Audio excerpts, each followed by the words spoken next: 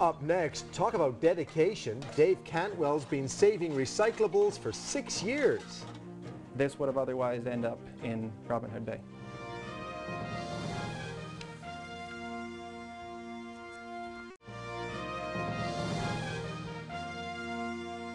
Welcome back to Here and Now.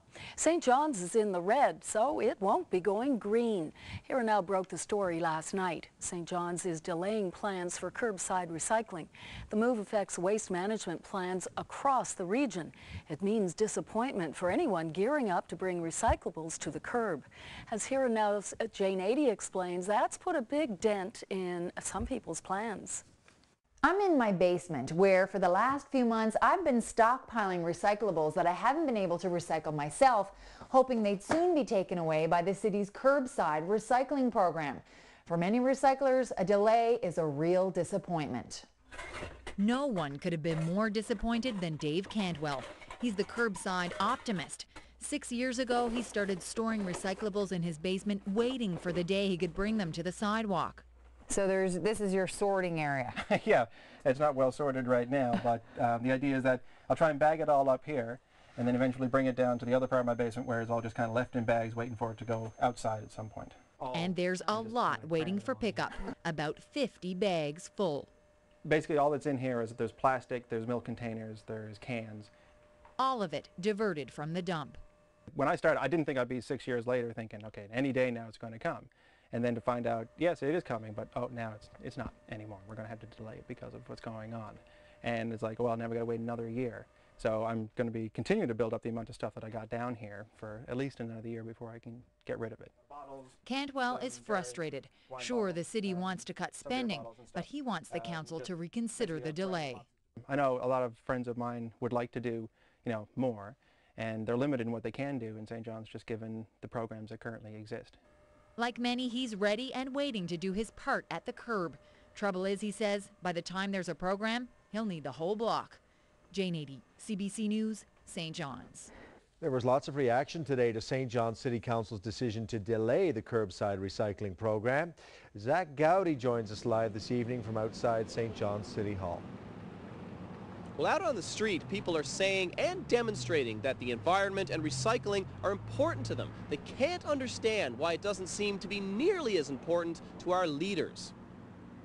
First of all, as soon as I heard that the news broke, I said, boy, what's going on? What in heavens is on the go?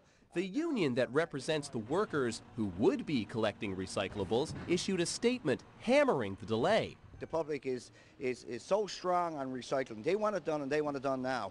We're 5 and 6 years behind Halifax, as a matter of fact. So we got to start moving. But some say we're already moving in the wrong direction.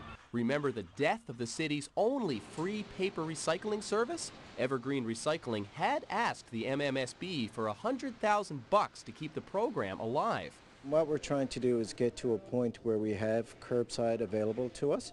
So really it's about making the investment to get us from point A to point B without a lot of people becoming disillusioned and fed up with recycling.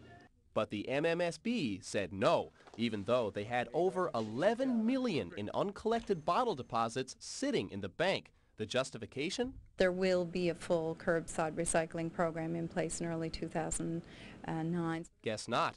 Then there's the tires. For 4 years, the province has been looking for a way to recycle them, but in the meantime, they're spending $750,000 a year just to store them. Environmentalists say it all paints a picture of how little political leaders value the environment.